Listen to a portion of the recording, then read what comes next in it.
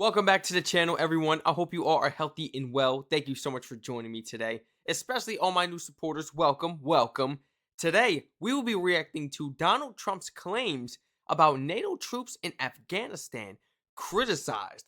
So, Donald Trump has made some ridiculous statements basically saying that NATO troops were a little back and not on the front line when we really needed them. And I'm like, I don't even understand, considering that, some troops actually lost their lives. So that's like just blatant disrespect towards the families, right? I just want to say I'm so sorry, everyone. Seriously, I'm so sorry for all the disrespect and everything coming from the United States. It truly isn't fair, especially to the families. Just, the lives that were actually lost, just completely overlooked. Let's jump right into this video. Feel free to check out the Twitch and all my other YouTube channels, as well as the original video we are reacting to today in the description. Did you get what you wanted on Greenland? Donald Trump's... Hey, that Greenland stuff kind of like, I don't want to say cleared up, but ain't really been too much tension going on between that. Like, is he kind of backing down on it? Ain't really been too much going on with that. Did you get what you wanted on Greenland? Donald Trump's frenzied two-day appearance at the World Economic Forum ended with more questions than answers about Greenland. An immediate crisis between the US and its European allies was averted, but there's still uncertainty over the future of the world's largest island. As he returned to Washington, the president was again pressed by reporters to explain what the deal, which he says will last forever, really means. We can do anything we want. We can do military. We can do anything we want. And it's being negotiated, and let's see what happens. I think it'll be good. Mr. Trump added that we would know more in 2 weeks. Wait, wait. Who said? Wait, hold on. Who said we could do whatever we want? Who said that? Who gave him authority? Like, the U.S. can do whatever they want on the Greenland side? Like, what do you mean by that? By reporters to explain what the deal, which he said... me off. What? I got to fact check now because you know. This will last forever really means. We can do anything we want. It was discussed. We can do anything we want. Do military. We can do anything we want. We can do military. We can do anything we want. And it's being negotiated, and let's see what happens. And it's being negotiated. So did they really say we could do anything we want? Because isn't that a deal? Man. Yeah, let me know in the comments. Like, I mean, if they basically said, like, oh, you can do whatever you want. I mean, ain't that a deal? I mean, to be negotiated. Oh, I got to hear Greenland side on this. I just want to fact check it. I think it'll be good. Mr. Trump added that we would know more in 2 weeks. Another deadline from the president to find out whether this is a deal that everyone can live with. While we wait for further clarification, there is a sense of relief across Europe that the dispute over the island didn't escalate further. Donald Trump dominated the headlines during his time in Davos. As well as Greenland, he launched his Board of Peace initiative, envisioned initially as part of the peace process in Gaza, but with many countries reserving judgment and refusing to sign up, while overnight he continued his war of words with Canada by withdrawing its invitation to join the new body. That's why I started laughing, because I already knew, Canada been denied. I'll be a part of that. I remember that, man. Oh, man. Of words with Canada by withdrawing its invitation to join the new body. The president also provoked outrage among MPs and veterans in the UK after claiming NATO troops stayed away from the front line in Afghanistan. Pure disrespect. His comments came during an interview with Fox News, in which he reiterated his suggestion that NATO would not support America if asked. We have never really asked anything of them. They'll say they sent some troops to Afghanistan or this or that, and they did. We've never really asked anything of... What? We are always asking for something from someone. Always. Or...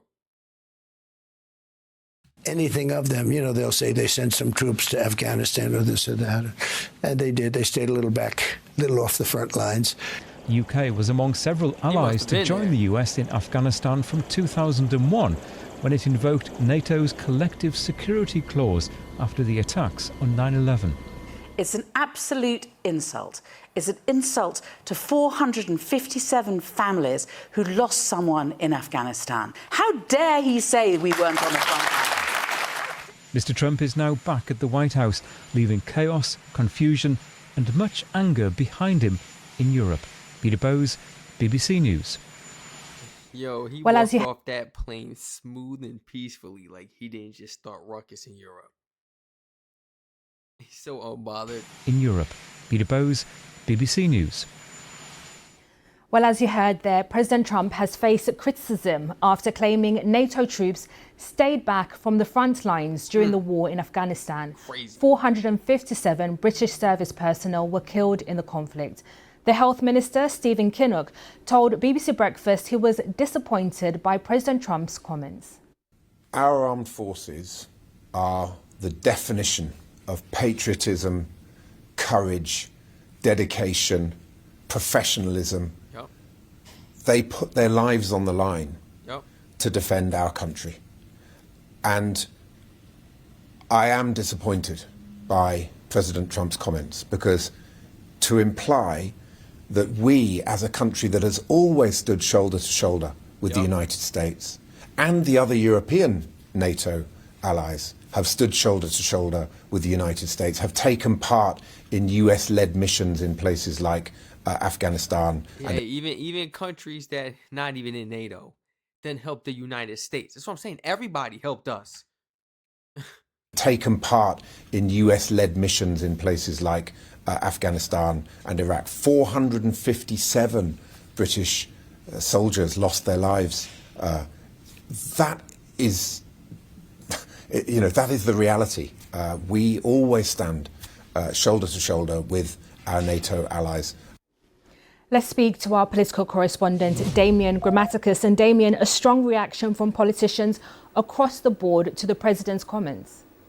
Yes, absolutely. I mean, there you heard the minister saying it was deeply disappointing. He also earlier had said it was plainly wrong.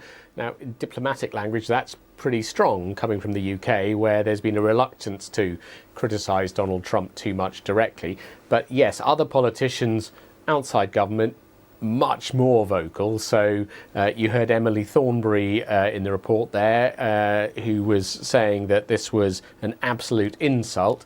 From the Conservative side, we've heard disgraceful and appalling. The Liberal Democrat leader.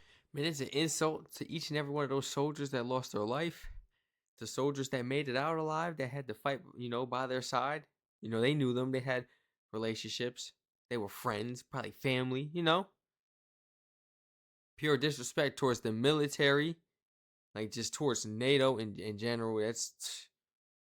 And pure disrespect towards the country.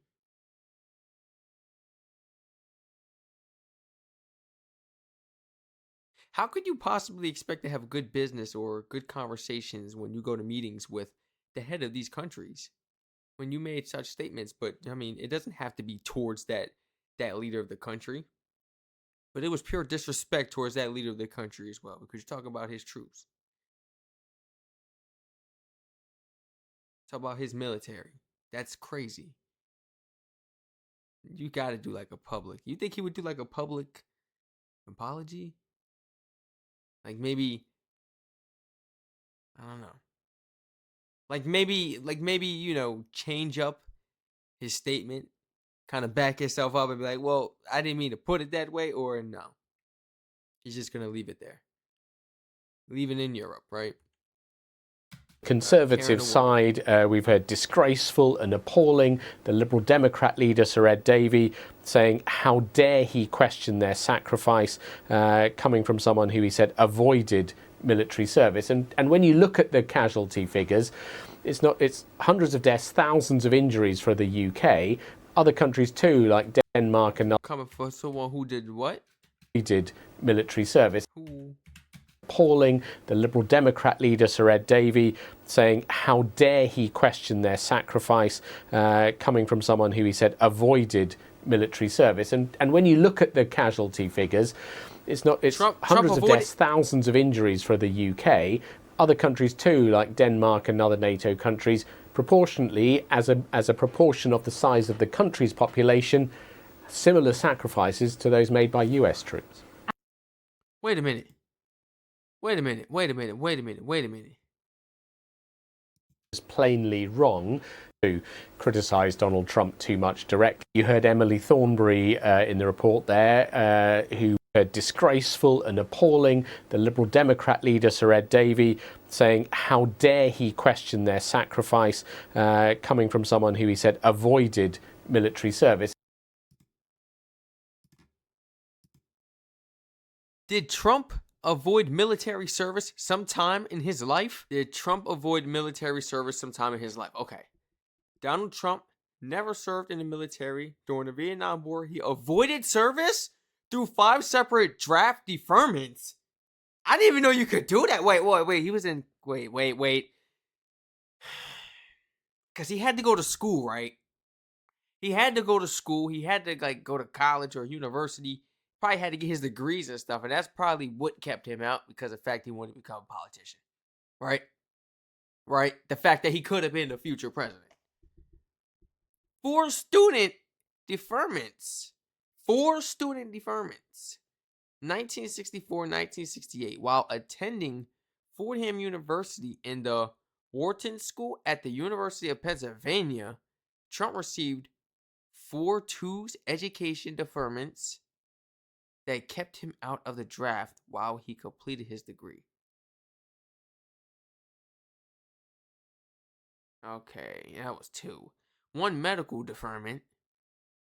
In 1968, after graduating, Trump was briefly classified as available for service, 1A, before receiving a 1Y medical deferment for bone spurs in his heels. Yo. Draft lottery. No way he was ducking and dodging like that. Draft lottery, bro? Stop it. Come on. I mean, have mercy. Draft lottery 1969. In the 1969 draft lottery, Trump's birthday, June 14th. Oh.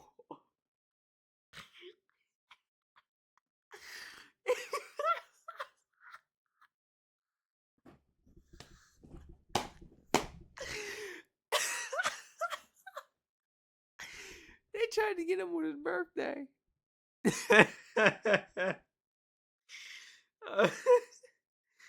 Oh my gosh.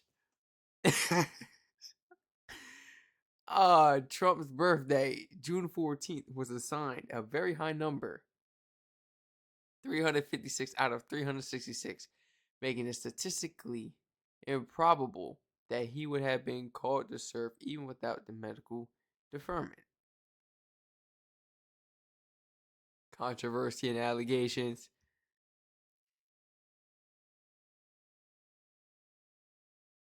The legitimacy of Trump's medical deferment has been a frequent point of political criticism. I know people go criticize that. Ain't nobody trying to hear that. I mean, we got people that's still injured in the military. They ain't got no eye.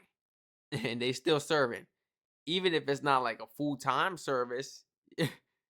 You know? You could still find a way to serve your country. You could definitely still be in the military if it was needed. Especially around that time, drafting. You ain't even got no choice. Like, I'm surprised he was even able to really, get out of that 5 times. All right. It's saying it was, like, legitimate medical conditions at the time. He also expressed regret for not serving in many ways. While nothing, the war was highly contested and unpopular. I don't know. I mean, I guess you leave it to the people, right? Who am I to really say he wanted to or he didn't, I mean, hey, he said he made a statement saying that he regretted it in many ways. And he had actual, medical, medical, should I say, conditions that were legit as to why he couldn't serve for the country. I mean, all right. Everybody feel free to like, comment, subscribe, and turn all post notifications on.